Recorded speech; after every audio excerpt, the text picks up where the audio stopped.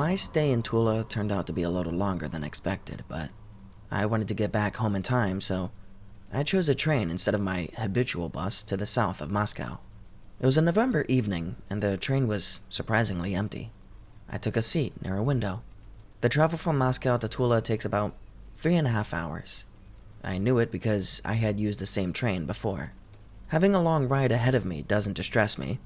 I wasn't a kid after all, so I put my headphones on, wrapped myself in my coat, and started napping. Relaxing rattle of the wheels, warm lighting, evening Russia behind the window, and soft melodies were lulling me. Around half an hour later, I felt something. Half asleep, I opened my eyes. The lighting turned from warm yellow to white. Didn't pay any attention to that. Just like before, I was sitting alone, and there were a few passengers around me. Some people were no longer there, but new ones also appeared. I shuffled my playlist, and I tried to take a nap again. Later, occasionally waking up a few times, I've noticed some scared passengers from Tula leaving the carriage. The sound of slamming doors awakened me a few times, as they were escaping one by one, but the music was playing, and the coat was warming me, so I was snoozing again and again, until I suddenly woke up an hour later. My sleepiness disappeared in a matter of seconds. The window was pitch black. The lighting was still cold, and only then I lifted my head, and I took a look around. First thing I noticed, none of my original travel mates were there, only new people. I easily came to that conclusion because passengers from Tula were decently dressed, like all the other big city citizens. People around me, however, were all wearing generic dark clothes, without any labels or brand logos. The second thing, they were all smiling. Artificially, not like normal people. A weird, strange smile. Not one after hearing a funny joke, neither one after remembering something good. No, not even a sly smirk. It looked like everyone in the carriage, I counted 11 people, decided to just smile, without a particular reason. Just pretending to be happy. I got nervous. I mean, it was strange. Very strange. I turned the music off and started staring out the window. Only a dense forest outside, even though there must be some settlements near such a popular rail line. I'd been looking outside for 10 minutes, and nothing. Just the forest. When was the last stop? I genuinely couldn't recall the last time we had stopped, and I sure as hell couldn't recall when all of these passengers got here. The cold light was hurting my eyes, so I wiped my tears.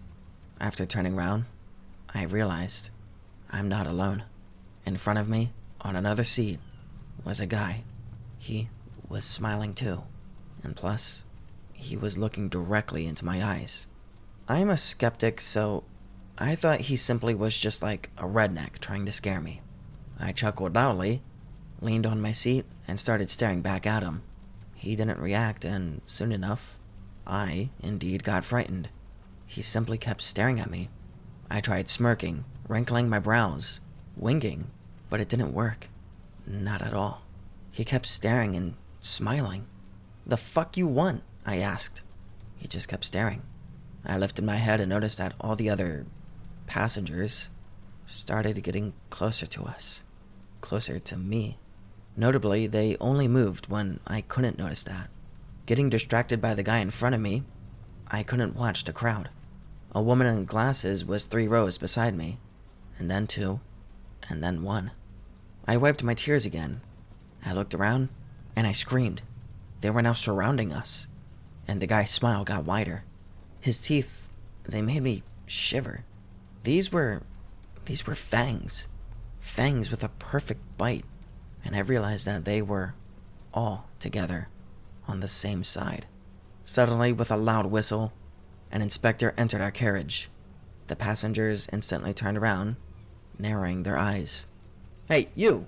Dude! Yes, you! Get the fuck up and run over here!" Without any hesitation, I obeyed. He was standing in the tambour holding the door open. The light was blinding me, so I had to run purely by touch. When I was finally safe, I turned around one last time.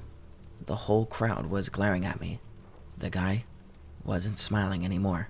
He was aggressively moving his jaw, as if biting at his own teeth. Everyone behind him seemed angered. Their lips were pressed together. The inspector grabbed my hand and dragged me onto another carriage. And there, I instantly fell on the floor, feeling lightheaded, and I nearly passed out. "It's all right, chill. Here, have some water," my savior told me, helping me get up. Near us were a couple of smokers, all looking at me surprised. The inspector gave me a bottle of water and ordered me to follow him. I did so. All of the carriages were ordinary. Normal people, small crowds here and there, little villages near the rail, a warm yellow lighting. Reaching the head of the train, we went into a small room in which he tried to explain everything to me. "How are you? Some people go completely crazy after we drag them out. Just say something." "Oh, the questions. There's always questions. Here's your tea. I've been working for 5 years on this line, and once a couple of months, some people get stuck. Most oftenly, those who are asleep and don't pay attention to, well, everything around us. Most of the time, people understand that something is wrong. I don't know, man. It just happens. I thought I was being messed with at first, but once I was walking along the train and something seemed off. Almost got caught myself. You can never see this carriage appearing. It's weird. It exists, but at the same time, it doesn't. It's just out of nowhere. The 8th one, we normally have 7 of them, and then it disappears with people like you inside of it. I was too late a year ago. A guy was sitting with a laptop, probably working. He didn't notice when he got surrounded. They all disappeared instantly, and I didn't manage to get him out. Ask all you want. I have no idea what the fuck that is. Just, please, don't tell anybody. We have enough problems already." They started appearing more often lately. The inspector ended his semi-monologue, and I listened through, but I got no answers. Not that he knew too much anyway. When I got home, I was terrified to death, and for a long time after that, I had never taken a train. Several months later, however, I decided to look for answers. In my spare time, I started traveling on that line back and forth. Moscow to Tula, Tula to Moscow. On and on. And later, I got my first suspicions. On all lines. All the time. And now, read carefully. Never sleep in trains. Never get distracted in trains. And if the light gets pale white, if there's a deep forest outside, fucking run. Go away if a smiling stranger takes a seat next to you. Go somewhere with people in it. They do that every time. Every time. Inspectors make mistakes. Sometimes these creatures are left with nothing, but they are always on the hunt. Always. If you ever feel that something is wrong, if a smiling woman is sitting nearby, I beg you, run away, take others with you, save them. I meet them almost every time. Sometimes I make up reasons to save the unlucky ones. Sometimes I use force, and I literally drag people out. Sometimes I'm too late, but I'm tired.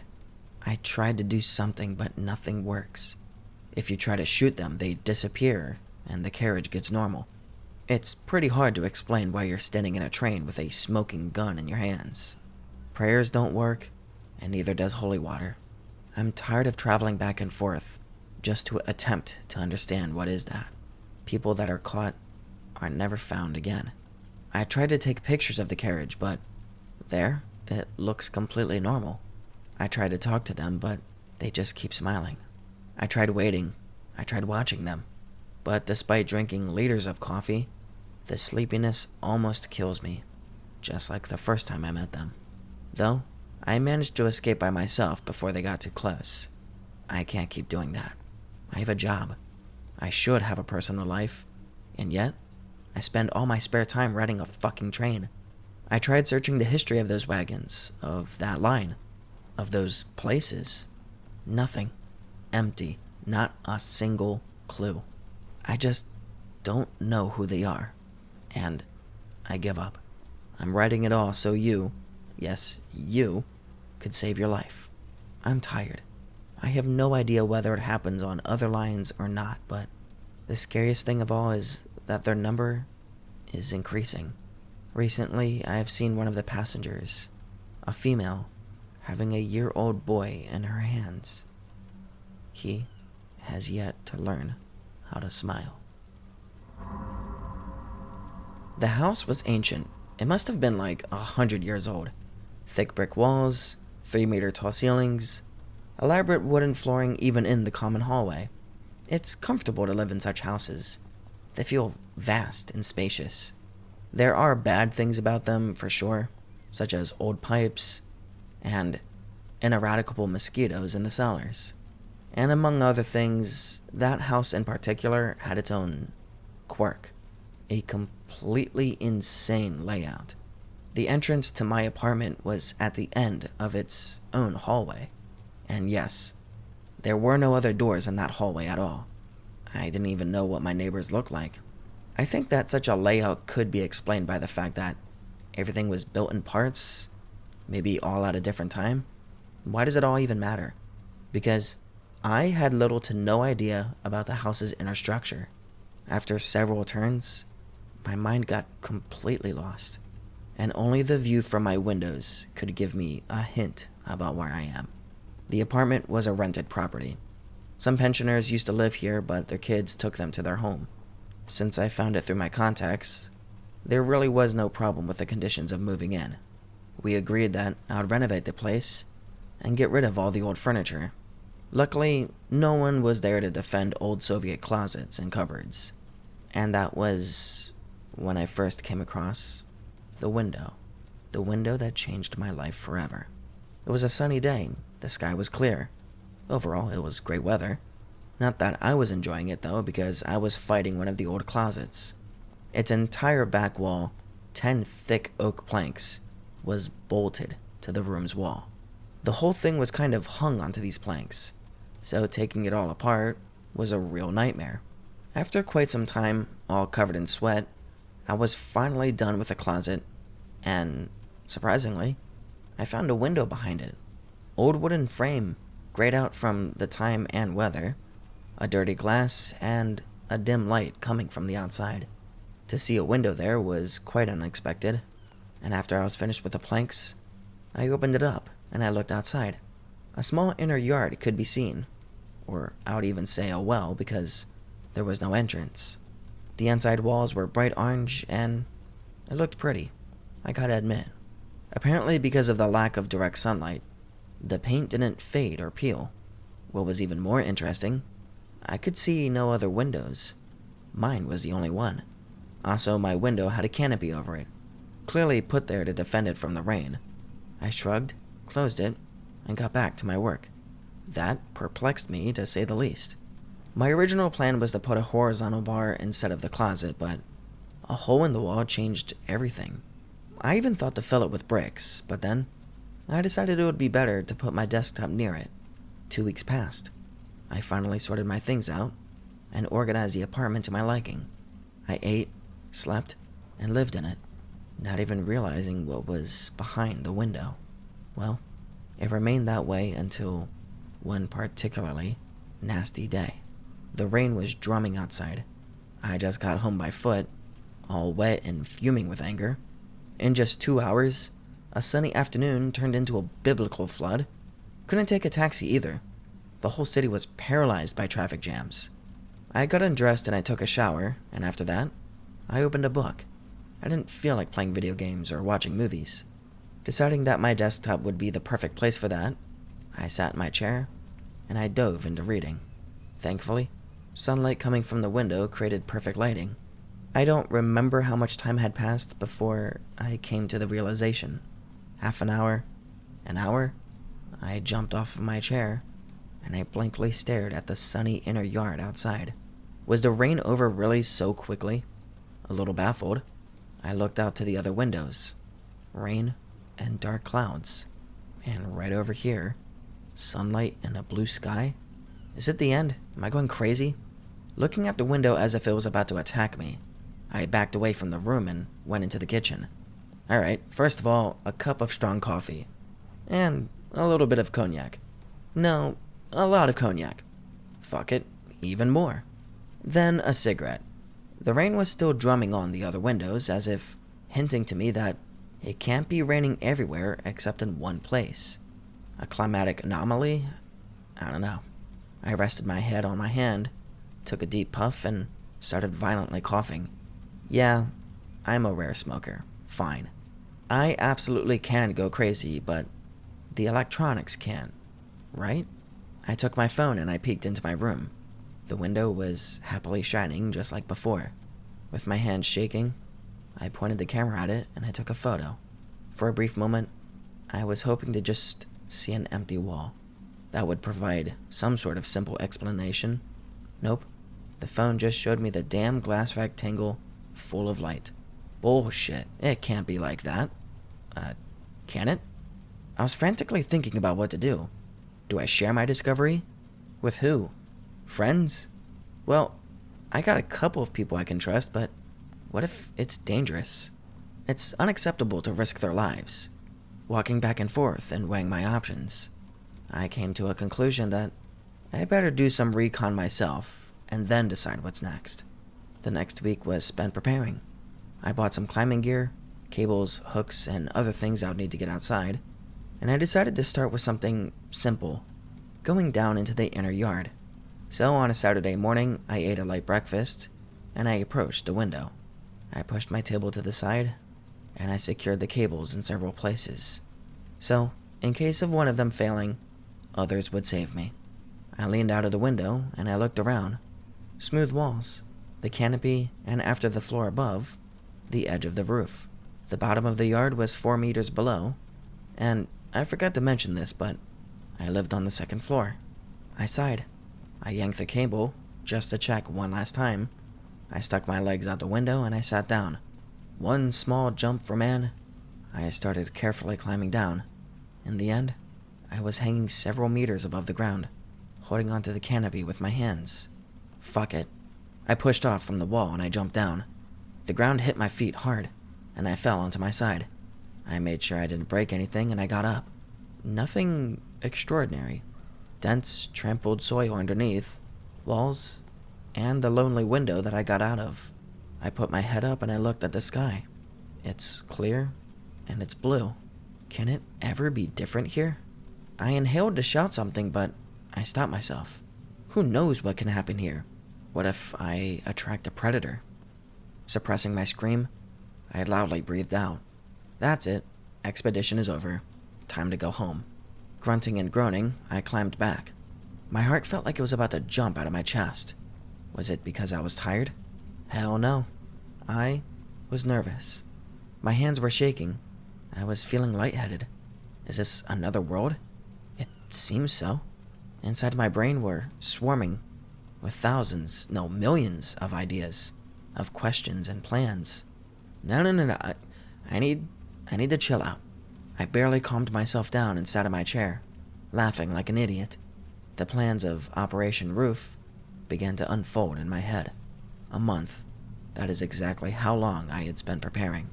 I bought some construction materials and I built a 2-meter wide balcony near the window. Besides, I replaced the window itself with a double glazed one. I bought a new frame and I put a roller shutter outside.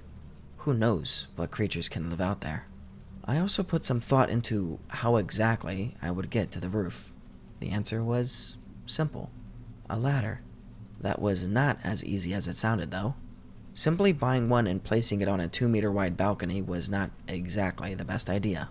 In the end, I purchased a fire ladder and I attached it to the wall. It took me a couple of days because I was trying to find the best way to attach it. One way or another, after some time, I was done. When I was finishing off the ladder, I had to use some superhuman effort to not peek beyond the tin roof's edge. It should have been my moment of triumphant victory, not a thieving glance of a tired man. And, with that, the day has finally come. I was prepared. A backpack with food to last a day, a sleeping pad, water supply, a flashlight, my climbing gear, and also my main weapon, a camera. I borrowed it from a friend along with a telescopic macro and wide-angle lenses, and of course, a compass. I forgot to take a tripod, but all my equipment was already making me nervous climbing up. I was staring at the tin roof. There goes its edge. A little bit of skyline above. No, dude. Be patient. Just get on your feet, stretch a little, and catch your breath.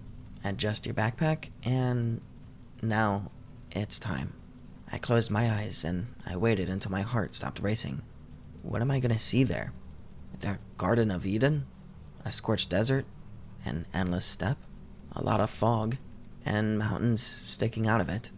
To be honest, I was a little disappointed. The sights weren't exactly impressive. Lonely boulders, just like icebergs, were stuck in the waves of fog. Sometimes the fog rose up for several meters, forming these bizarre rings and curls. I walked to the edge of the roof, counting my steps. 8, 30, 100. I stopped by the end and looked back. An interesting place. I made 100 steps, although visually the distance was maybe around 30 meters. Spatial anomalies. I shivered. If the metric of space is wrong here, maybe the time also is. What if 100 steps of mine had just costed me several real days? I have a job after all. Somehow the thought of me being late to work has completely wiped out my inner explorer. I started sprinting back, but the roof wouldn't end.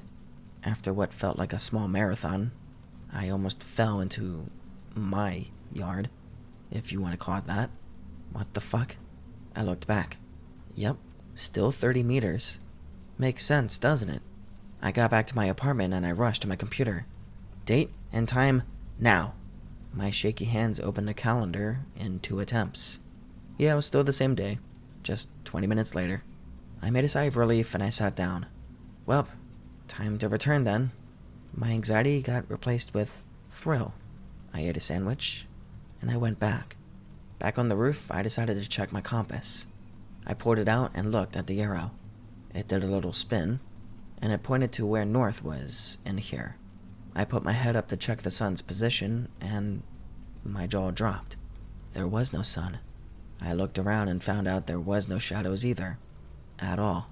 As if it was a cloudy day with more colors in contrast. For some reason, this worried me. Light coming out of nowhere? Mystical shit.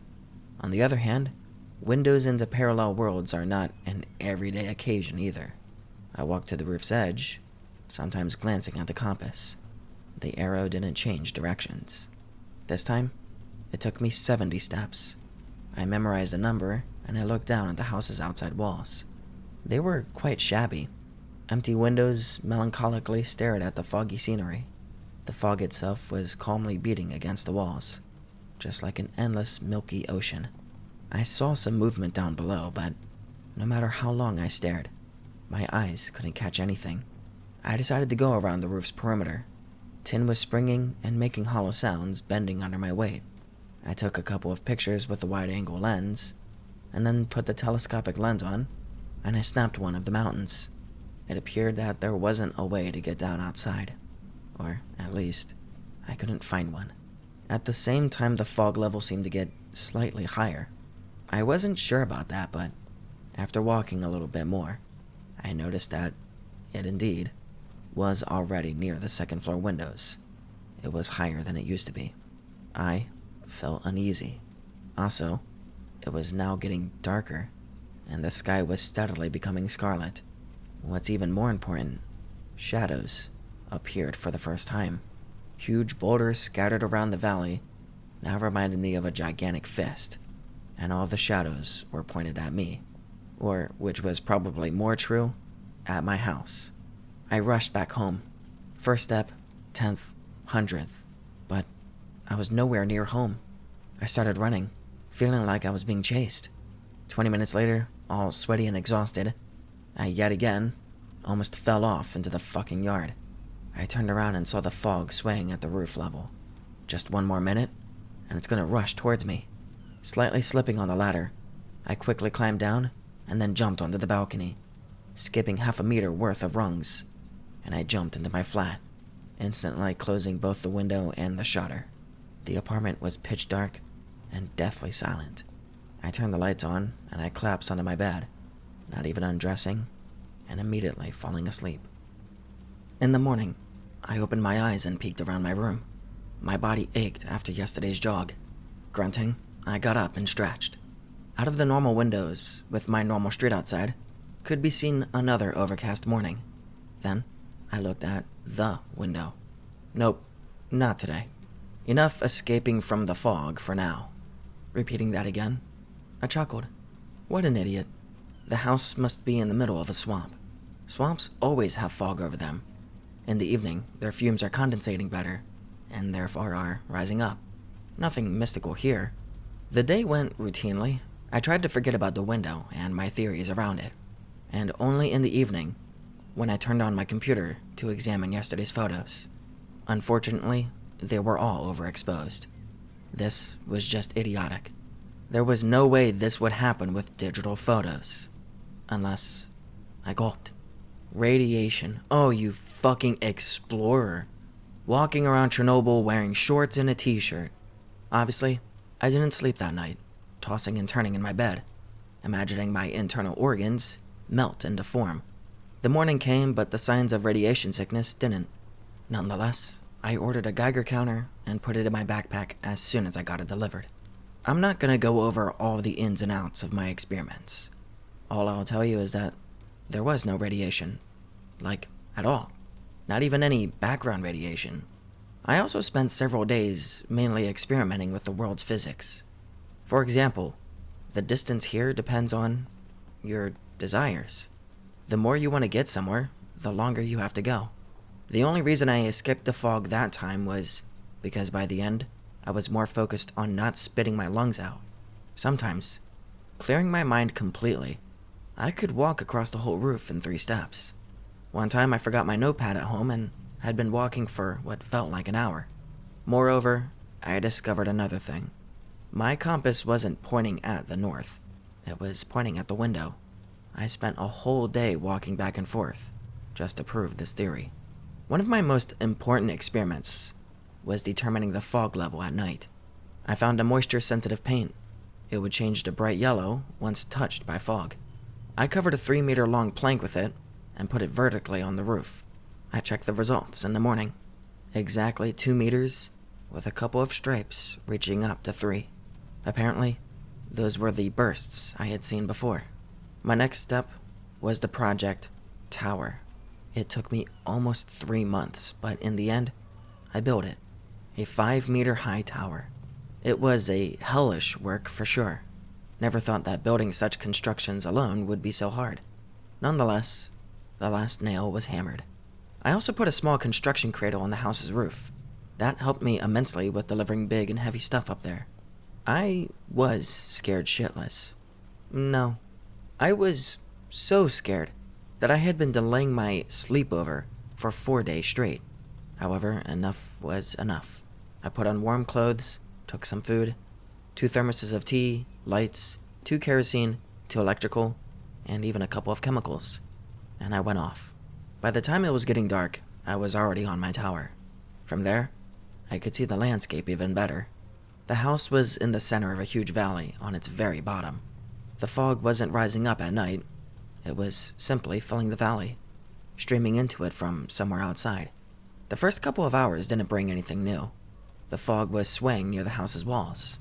Then, it went over the roof's edge, and thousands of these ghost snakes rushed towards me. I was observing, spellbound by the dance of shadows. It had a beauty of its own, one that almost made me run back home. The sky went from scarlet to dark red, and finally, all of the colors disappeared. Above me was a dome of absolute darkness.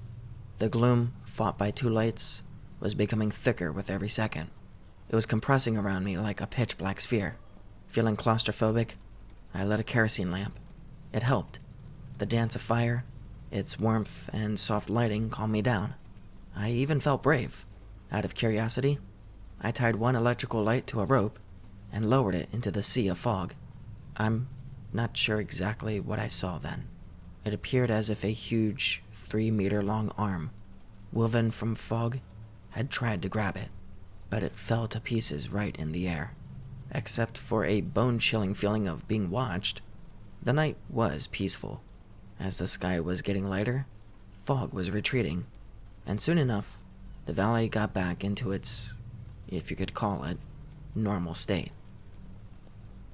Considering that I haven't found anything actually dangerous behind the window, a week later, I decided to share the discovery with two of my closest friends. We decided to keep the mystery for as long as possible. No one doubted that sooner or later we would spill the beans, or we would just get tired of our little secret and we would share it with the authorities. However, we didn't want to abandon our trailblazer glory just yet. Idiots.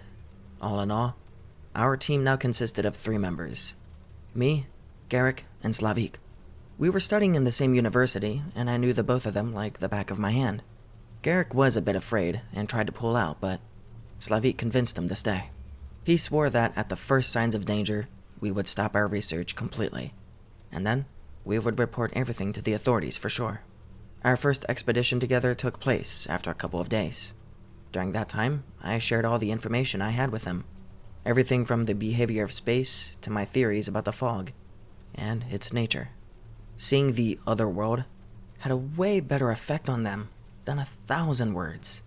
Garrick, who until the last minute thought we were pranking him, was taken aback.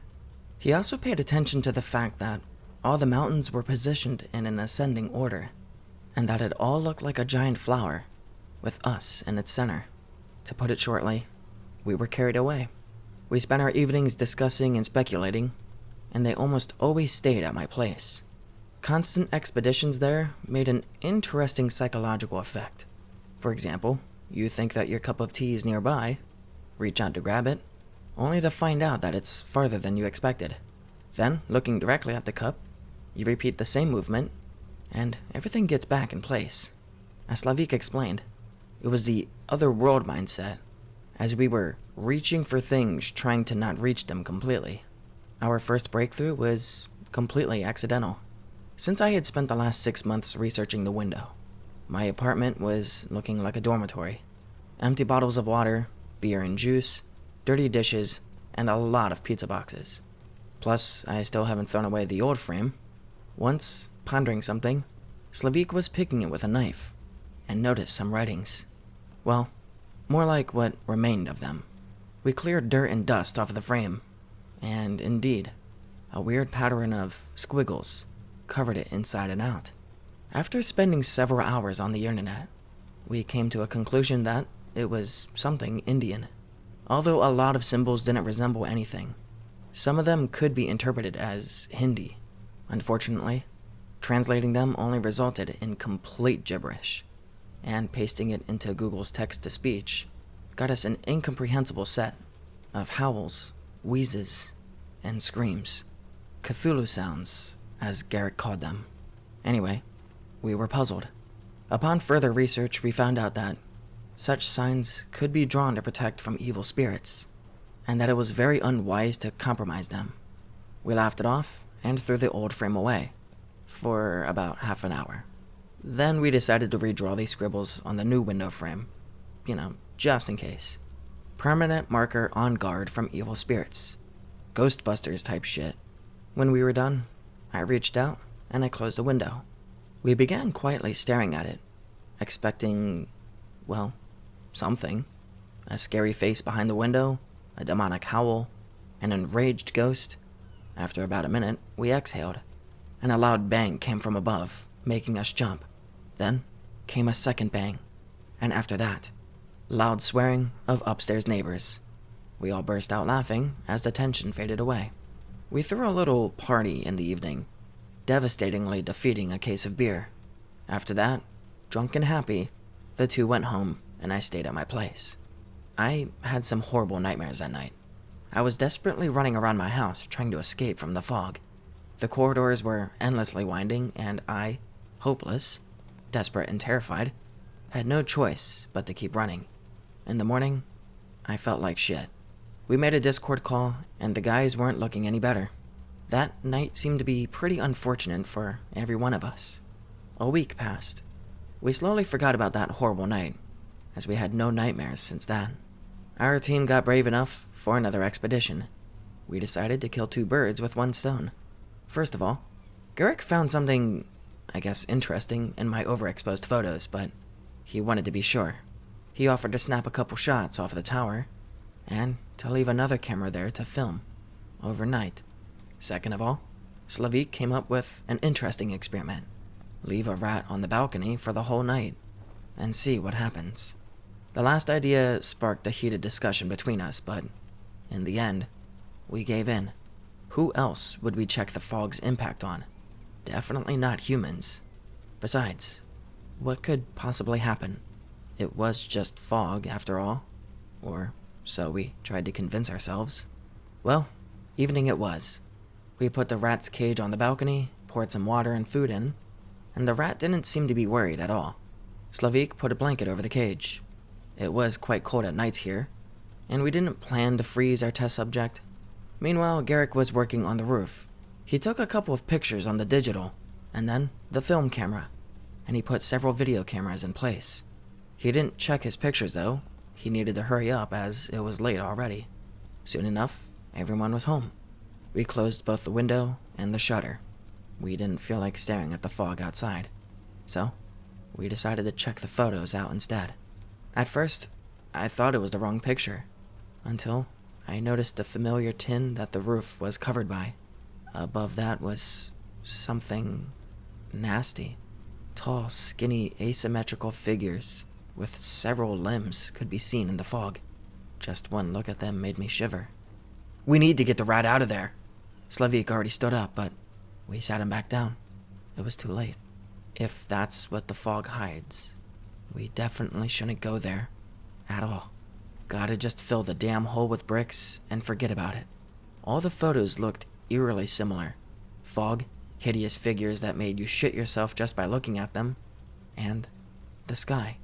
An absolutely apocalyptic sky, as though there was an ocean full of blood above you. The world's nightmarish roof stood on 7 colossal columns of pure darkness, the foundations of each taking place near the mountains. As we stared at the pictures, speechless, someone scratched a shutter from the outside. We all approached a window, shaking. The sound repeated. It was our rat. It somehow got out of its cell and was now trying to escape. An idea of trying to save the poor thing crossed my mind, but it really was too late. Whatever the fog was, we didn't want to let it into our world. A heartbreaking, horrified squeak came from behind the window, and, "Sorry, friend."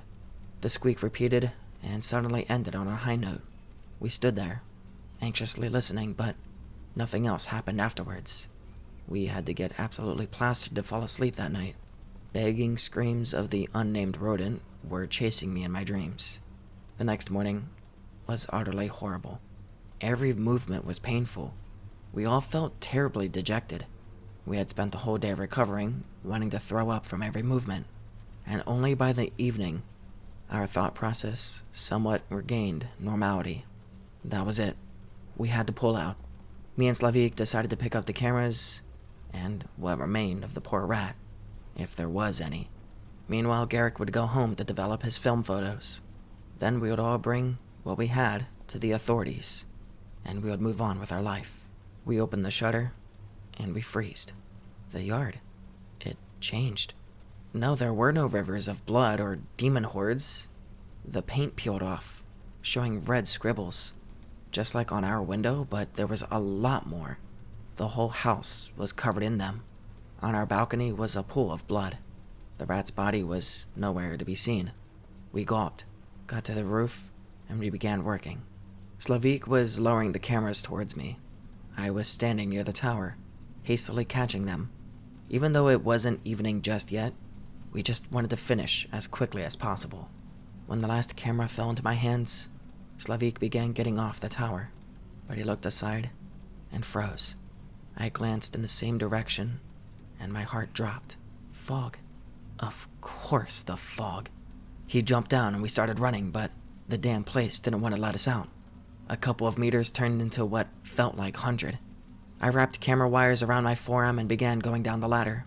Slavik chose a faster path. He jumped into the cradle and yanked its lever. The cradle went down with a whine, its cable snapping, my friend's terrified face sweeping past me. He ended up on the yard's bottom, injured but still alive. Fog was already rushing into the yard.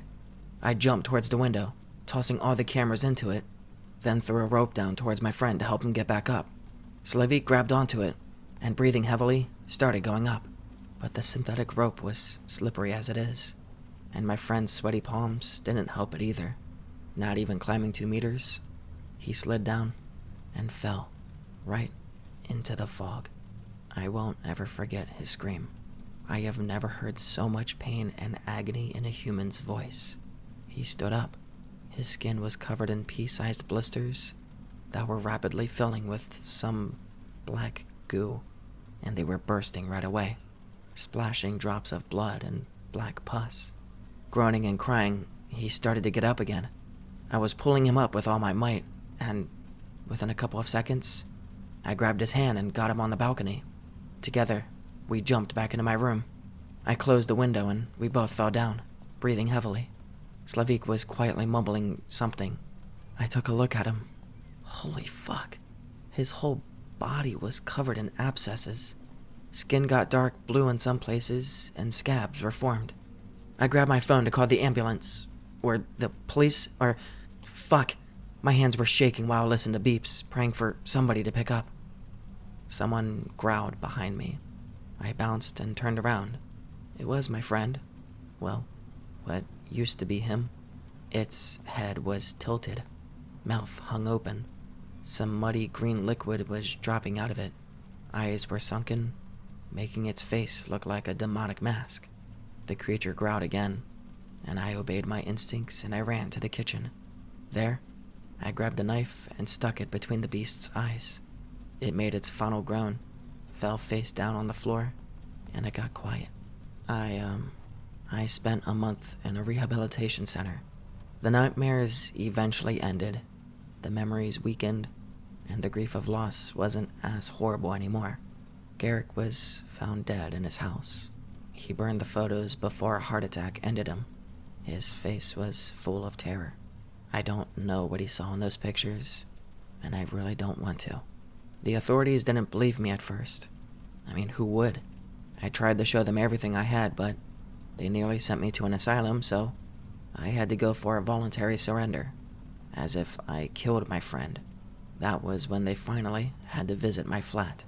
By that time, Slavik's body was just a pile of decaying organs, but it didn't matter.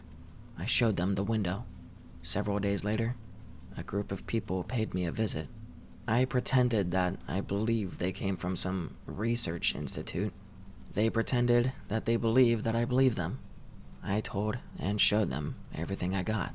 A little later, my trial was quietly brought to an end. Then, a quote-unquote gas explosion occurred in my house. No one got injured, thankfully. The day after, I visited my old house's ruins. Not much was left of it. A couple of retaining walls, and a lonely glass rectangle, out of which a clear sky could be seen. And, if your perspective was right, a piece of wall with dark red symbols. I wonder what would happen if the rain washed away our squiggles, and if a sudden blow of wind would open the window.